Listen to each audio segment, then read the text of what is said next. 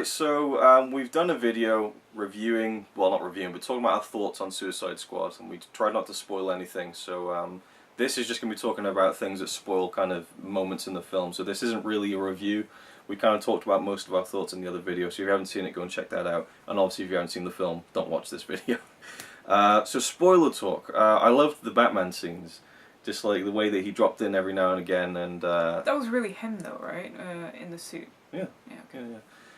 Although I will say that the credit scene at the end is probably the most boring after credit scene I've ever seen. Like, it was just Batman and Amanda Waller. Like, I can't even remember what they talked about. Well, it was alluded that she gave him files on the Justice League, you know, or the future members of the Justice League, Aquaman, Flash, and stuff. We see Flash in a cameo as well. I just remember she's saying, "You look tired." That's all I remember her saying. Because that's the last thing she said. Everything else is like, what? Yeah. So I was kind of like, ooh, this is going to be good, and then it's like, oh, that was it, you know. Yeah. We already knew that he was going for the Justice League. We've already seen the trailer. Yeah, we've seen the trailer. That's the thing. So it wasn't really, you know, they should have maybe waited with the trailer until after that. And we saw Flash briefly. The Flash was in the film for like 3 seconds. I forgot about that. So that was and we saw a picture of when he was looking through the file. Why was the witch in it? What witch? The witch from this movie. What do you mean, why was she in it? Why was she in the file if she's dead? I don't know. This is a spoiler thing, so kill the witch. So yeah, so let's just. Oh well, the girl is still alive. True. So we had Enchantress. I forget the human character's name, and so that the villain was this kind of 6,000-year-old witch and stuff, and so it's all this hocus pocus magic and, you know, voodoo heart and things like that. That was a bit weird when he's like, yeah, we got a heart. It's in this box and we can like prod it and stuff. That was a bit weird, you know. But I know it's comic book, you know. You have just gonna poke your heart. Yeah, like literally, it's the very voodoo, and then Enchantress finds this random black dude and kind of just turns him into like the embodiment of the spirit of her brother or something. And, yeah, because both of their spirits were trapped inside dolls. And all you had to do was crack the head, and the spirit came out and went into the first person close by. But I gotta say, I like the effects around her when she, the witch herself was going on. Yeah, I liked the smoky parts, and I liked her makeup and stuff like that. I liked that. I liked that when she was in her normal form, not when she was like uber at the end, where it was like that was too much. The final form at the end, where she's like destroying everything, was a bit like. She looked too much like the girl whose body she was in. Right. It's almost like, oh, maybe that's her. Great. I didn't like her brother's spirit person when it became this big, massive, fiery monster thingy. That was a bit like. Yeah, and he was too easy to kill. Yeah. If he was containing like, he took energy from the train track thingy. Right. Yeah. True. Then why would a bomb kill him? Wouldn't he just absorb that that's power? right. Yeah, a bomb killing that big like demon seemed very. That's made out of fire. That doesn't make sense. And also, were the people in the sewer just gonna sacrifice their lives? Why does Diablo look just like him almost? Only with a fucking like crown on his head. Here's my problem with weird. Here's my problem with Diablo. I thought he was a great character. I really enjoyed his backstory. Yeah. I liked, you know, how he had committed himself. He's like, I'm just gonna sit here in jail for the rest of my life. I'm not gonna harm anyone else with what, you know, these powers that I can't control when I get, you know, emotional and stuff. And then of course he joins he has to get. He has to be put into the Suicide Squad, and he has to do it against his will. I liked how they explained how all these villains went along with the plan, because they had this thing in their neck that would blow their head off. Because, and they even proved it to them. Yeah. By killing that guy who had no backstory. Yeah. Here's this guy who comes out of the car dead. Alright, okay. I liked that little bit, but then like what I didn't like about Diablo was at the very end. He basically decides to just unleash his powers to its fullest and fight this spirit thing, and they have this big, massive CGI fight. Because he kind of goes, I've already lost one family, I'm not going to lose another. And it's like, they've known each other for 24 hours, you know, like a bit of friendship maybe, camaraderie, but family. Yeah, same with Harley Quinn. It's like, well, there is one problem though. Yeah. You messed with my friends or something, and I'm like... I liked how she played the scene, though. Well, yeah, but I expected it. And I didn't even talk about Harley Quinn in the last one, but like when she first came into the film, I was not a fan. like when the guy comes up and she's licking the bar and stuff. It was just so like sexualized and like, oh, because the character herself is such a sexualized thing, and I was a bit like, this is just to get guys off and stuff. But as it went on, her performance was really good and kind of unhinged and crazy, and I think she did the character justice. I only really know the character from the Arkham games, you know, and I like the character, but yeah, as it went on, she grew on me. Her voice sounded the same. Yeah, she definitely got the Harley Quinn voice down, who was you know, created in the animated series back in the 90s. Yeah, so yeah, she was great, and I liked the kind of the quieter moments she had as well. So she wasn't just all wacky and stuff. There was a bit more of a kind of inner thing going on. We see a backstory with the Joker. What have I seen her in before? Now, that actress? she was in The Wolf of Wall Street with Leonardo DiCaprio. Remember that 3-hour movie where he's just drinking and saying fuck the whole time? Anyway, what was I going to say? I can't remember. Apparently there's a lot more with the Joker that they cut out of the film. Like even Jared Leto was saying that they've cut out so much of his part. And apparently they changed his relationship with Harley Quinn. Originally it was more abusive, like the part in the helicopter where they get separated and she falls out. Apparently originally they get into an argument and he throws her out. And then he turns up at the end in the big fight and stuff to bring her back, and she decides to stay with him, so he throws a grenade at them and stuff.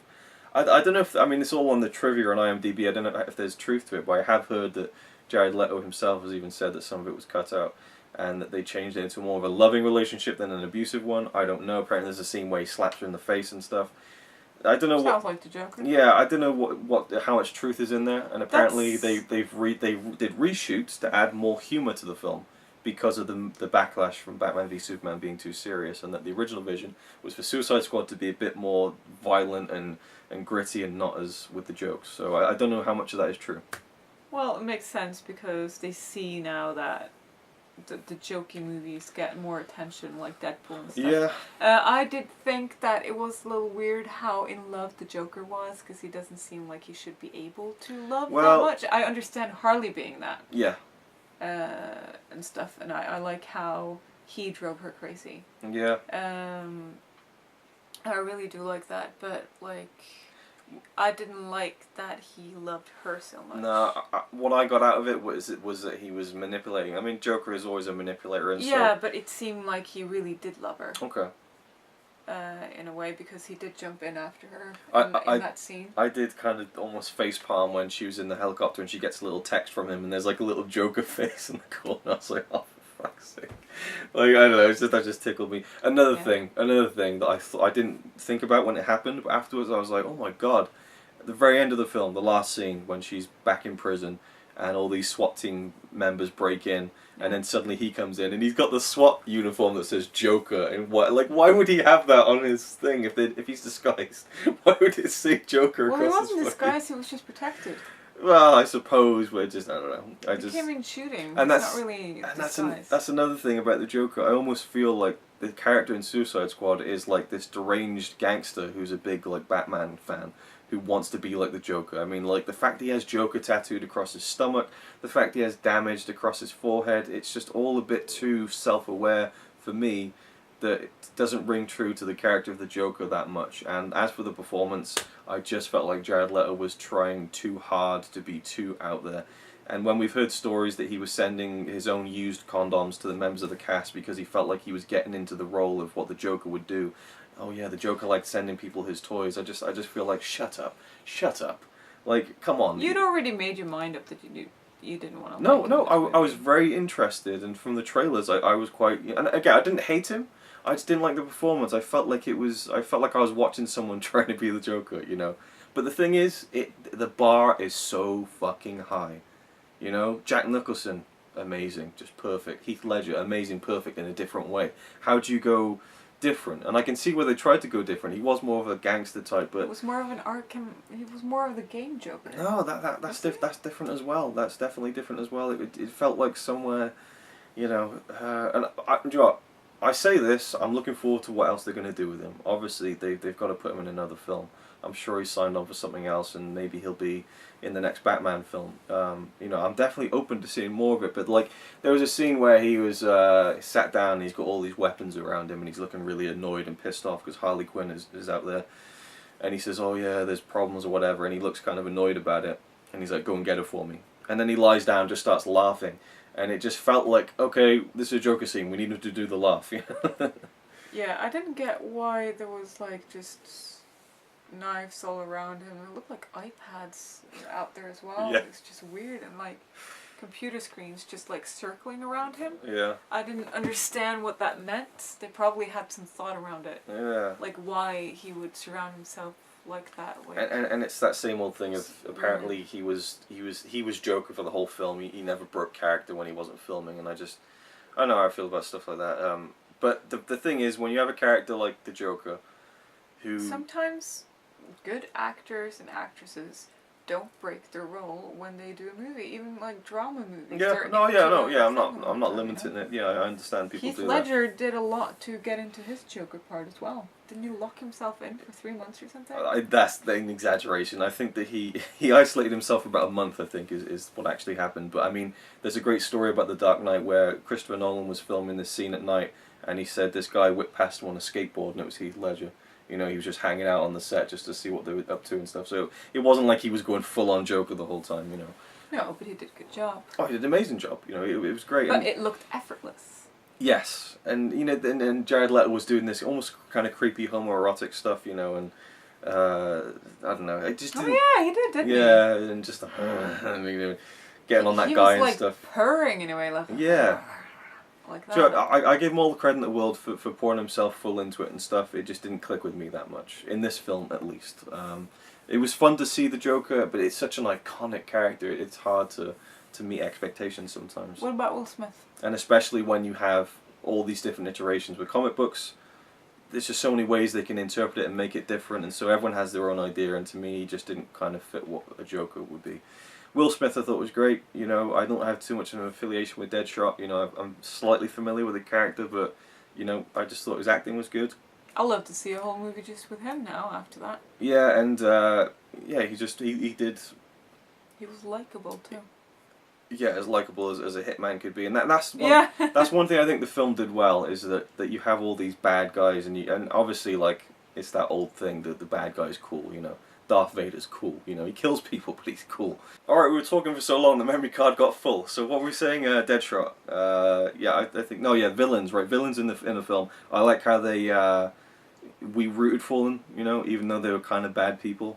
You know, because you see the vulnerable side. Yeah, I never felt like, this is a stretch, you know, me getting behind these characters. So it was just, and you just need to not take it too deep either, you know, and be like, there's a bit in the film where Enchantress is like firing all this energy off, and like these ships are getting destroyed, and you know, probably a lot of innocent lives are getting lost. But it's just getting to the point now where it's like, yeah, that's what's going to happen in these films. You know, one thing that bugged me when those ships were getting destroyed. Yeah.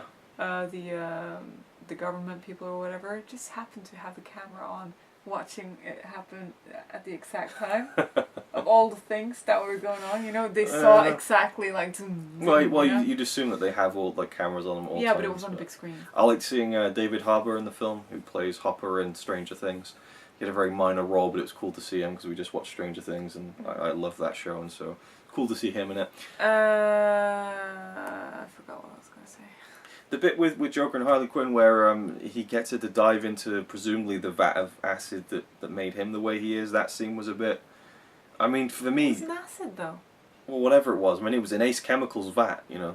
Yeah, but it looked like milk when she came out of it. Yeah, it was weird, but like, for me, just lower the platform a bit, because it's like a 150-foot drop, it looked like. And it just... Yeah, and they could stand like waist high. Yeah. And he dove into it. I just thought, just make it like a one-story platform that she jumps into. You know, that just... I loved the scene where she, the Enchantress, was showing the members like what they dreamed of. And Harley Quinn imagined this life with her and the Joker with kids and stuff, and you got to see the Joker without all the Joker stuff. And I really liked that little scene. It was kind of cool. It means that she wishes he was normal too. Yeah. I think there's a lot of potential there for Harley Quinn. I definitely think that they should keep her with. Oh yeah. You know, another film or whatever. Everyone's gonna want to see more of her. She's Yeah. all over the internet right now. Definitely. People are drawing her and painting her Yeah. and talking about her. I even have 2 tarantulas. One's called Harley, one's called Quinn. That was before the movie. She definitely is kind of the star of the show, even if Deadshot's kind of the main character, I think, and is just the standout for sure. Well, it's cool to not like Will Smith. So. Yeah, I mean he hasn't really had a great run recently, but you know, he's really good. I enjoy everything he's in. I think he's awesome, and you know he just doesn't age. It's fucking creepy. He looks the same he did in the fucking 90s. I don't get it. It's a lot of the humor didn't land that well for me, but it wasn't like Deadpool level where like there's so much humor. No. You know, so there was no rest in Deadpool. Yeah, that's the thing with Deadpool. There were so many jokes that didn't hit. Constant. That it stood out that there was loads of jokes that didn't hit. But this one, the jokes are there, and if they don't make me laugh, it's fine because there's not that many of them. A lot of laughing from the audience. Most people laughed from Harley Quinn, but it wasn't like big laughs. As funny as it was like chuckles. Yes, yeah, it was chuckles. more like you know, but it wasn't like but it wasn't that kind of movie. But I like that. I like that it wasn't over the top with the humor. The best part for me was at the end when they kind of asked for like stuff from Amanda Waller and what's his name, Killer Croc was like on cable TV, so you just see him chilling like down in the sewer. Flat screen too. That was just the funniest part of the film. I liked Harley Quinn with her espresso machine. Yes, that was funny too. You know, and she was just sat there like sipping her. Yeah. It felt like a lot of them, like they must have spent so much money on the music on this film. There's like so many. I was just like, is this really necessary to throw the like bit of Bohemian Rhapsody at the end and like? Well, that was in the trailer. It was in the trailer, but like they had the beginning of Bohemian Rhapsody, and I was expecting it to kick in, and that would be the end of the film. But it just kind of stopped. So like I was like, oh, they didn't use the best bit. They had a lot of cool songs. A lot of cool songs that they used. They must have cost a shit ton in licensing all of that. One last thing, right towards the end. That song as well. Right towards the end, Amanda Waller, and I like that line was like, "You should definitely be dead right now." And when yeah. And she turns up, and she's got the phone with all like basically like an app where she can blow up all their heads, and like her 3 fingers were like on the phone, like all over some of the images. Like surely it would have touched the thing. You know, very small niggle, but right. And it's so easy to just snatch it, you know. And why was Harley Quinn reacting when Flag said, you know, when he crushed his phone or whatever, it's like, you're all free to go, and she was like that, but she had already been disarmed. True. Yeah. Very true. Yeah. Interesting. Yeah. Oh, you know, I know that she wanted. Yeah. I liked when Deadshot didn't shoot Harley Quinn. I was surprised when she did her little when she was in the helicopter. Yeah. And they told him to shoot her. Oh right, yeah, when she's escaping and then he shot and you see her like falling in a way, and then she's like ta-da! And I was like, oh. Yeah, that was cool. You know? I remember you next to me going. Yeah, because she's the one I didn't want to die. You know, it's like, wait, they're not gonna do any more movies with her. Yeah. That would have been people would have been pissed, I think, because especially when she's, for some people, the only redeeming factor of the film. You know, people, I don't get the hate for this. I don't get all the backlash. I think it's spurred on by people who just are doing it to go along with the trend. I don't know. I can understand if you didn't like it. People are gonna have their own opinions, you know. It annoys me that I'm even talking about it, to be honest with you. Like, it's just but there's no middle ground with people. It's either it has to be great or it sucks, you know. And and most of those people who say that kind of stuff are just trolling. Yeah, but then it filters down. I don't know. Anyway, right. So I think we've covered pretty much everything we could. I was gonna say something. I just forgot what it was. Yeah, it's just a villain. Yeah. The witch. It was very, just generic. I'm gonna rule the world, But that's the way it goes in these films. Yeah, but that part was really weak for me. Yeah. Unfortunately. Yeah, I get that. Her troops, her army that she made was stronger than her in my head. Like. Yeah, I suppose. Yeah. And her brother, like, he seemed like he would be unbeatable, and then no. Yeah. Lily's just trying to be so cute right now, giving paw and stuff. She's like, come on, you've done enough filming now. Come on, give me some attention. Give me some attention. Yeah, just look at me. Yeah. I think I heard that they're doing a sequel. I don't know if they're going to stick with that. I don't know if this negative backlash is going to affect the box office. I mean, it's hilarious that Batman v Superman made like $850 million, and they're like, yep, failure, It's just well, you got to go by budget. Oh yeah, definitely. I mean, Suicide Squad's a hell of a way to spend a couple of $1 million, that's for sure. But for all intents and purposes, I really enjoyed it, and I'm looking forward to more DC films. But I have to say, you know, if I had to pick, Marvel all the way. You know, the films are just so much better. But I think it's refreshing to have something else right now. yeah, well, it's nice to have something different. But at the same time, I don't get why there's this big thing like pick a side.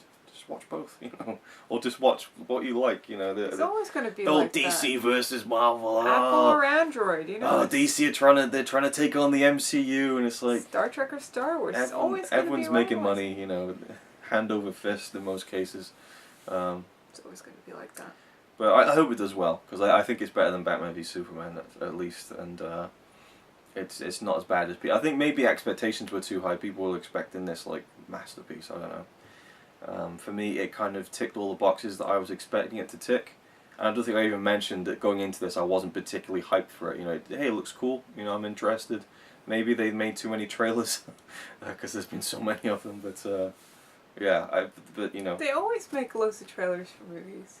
I just feel like I've seen like the first trailer was like 4 minutes long or something. I just feel like I've seen so much of. And there was lots in the trailer that wasn't in the film as well, so you can definitely tell that there was stuff they cut out for sure. So I look forward to the extended edition.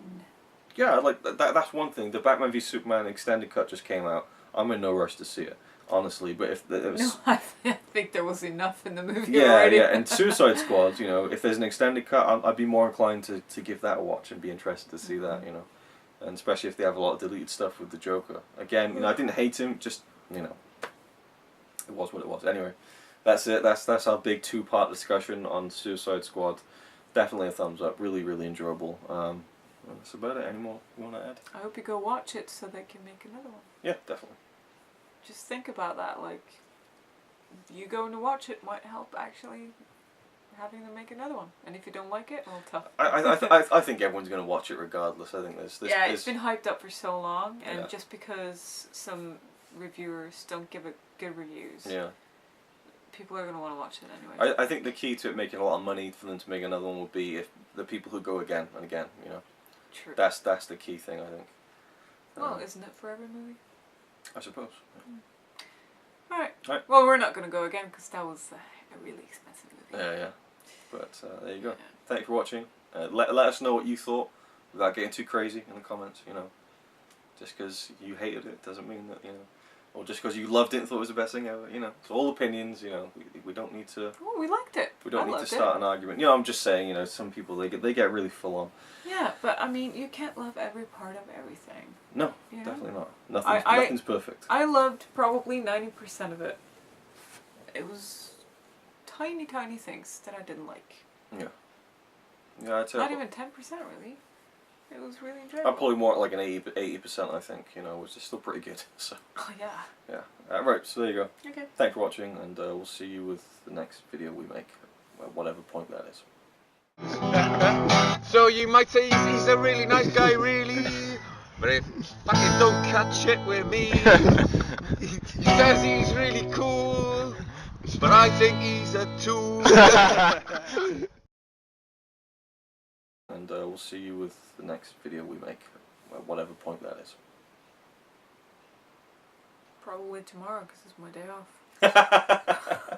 Well, we've got no more Epic Film Challenge reviews to film, so. Really? So yeah, so you're good for a while at least. Oh my god, it's a day off. No reviews tomorrow. Nice.